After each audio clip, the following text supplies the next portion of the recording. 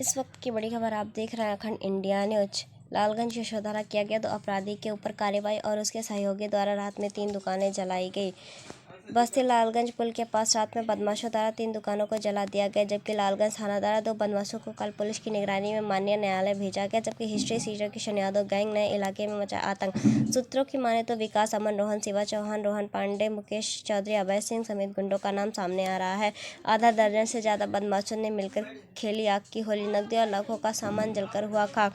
सूत्रों के हवाले से लॉरी गैंग के गुंडों द्वारा वारदात को अंजाम दिया गया, जबकि लालगंज पुलिस ने पहले ही लॉरी पांडे को पहुंचा चुका है जेल जाने से बौखलाए गैंग ने दिखाया असली रंग। बदले की आग में बाजार को बनाया निशाना। नवागत थाना क्षेत्र को सीधा चैलेंज, रोक सको तो रोक लो। पुलिस की नाक के नीचे बदमाशों का खुला खेल। लालगंज में कानून व्यवस्था की उड़ती धज्जियां।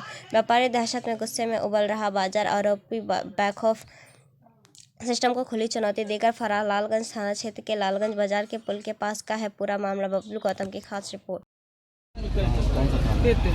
कौन सा थाना? थाना लालगंज। अब सुबह हमको पता लगा, किसी ने फ़ोन किया, उसके बाद पता लगा है। क्या क्या सामान हमारी यहाँ फ्रिज थी, ठंडे वंडे थी, और बाद तमाम गुटके भरे थे, सिगरेट उगरेट थी, तमाम सामान थी, बैटरी पूरी आइटम थी हमारे पास। लगभग कितने का सामान मिला? लगभग ये जाने 2.5 से 3 लाख के आसपास। नगद भी था उसमें? जी सर, नगद भी था। नगद यही है 4-6 हज़ार रुपये नगद रहते हैं हरदम। कोई इमरजेंसी में मांगने आ जाए तो दे देते हैं उसको। सुबह आप लोग चक्का जाम किए थे, पुलिस के आकर? जी जाम किए थे। पुलिस ने आश्वासन दिया कि 24 घंटे के अंदर कार्रवाई हो जाएगी, इसलिए चक्का हटा दिया हम लोग। कार्रवाई नहीं होता है तब क्या करते हो? हाँ? कार्रवाई नहीं होगा तब क्या करोगे?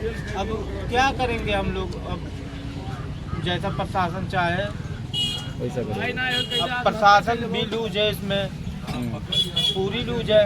क्योंकि 15 दिन पहले यहाँ हमारे बगल में जली थी एक दुकान, तो उस पर बहुत ज़्यादा एक्शन नहीं लिया गया और संज्ञान में लेते हुए नहीं कार्रवाई की है। कार्रवाई वहाँ और जो कि किशन यादव को लालगंज में हलना ही नहीं चाहिए। वो हिस्ट्री शीटर इंसान है, हिस्ट्री शीटर, और लालगंज में आए दिन आके धमकी देता है, लोग मारता गिर जाता है। ये पूरी प्रशासन की इसमें गलती है। प्रशासन इसमें एक्टिव होता तो आज वो लालगंज में क्यों है? क्योंकि वो हम लोग पूरी चौराहे कम से कम 10 लाख से ऊपर की सामानें जली है। 10 लाख, कई लाखों रुपए का आपका कई लाखों का नुकसान हो चुका है हम लोग का। आपकी जब पिछली बार जब दुकान जली, पिछली बार तो जली थी तब भी 4-5 लाख का नुकसान उसमें भी हुआ था। अच्छा।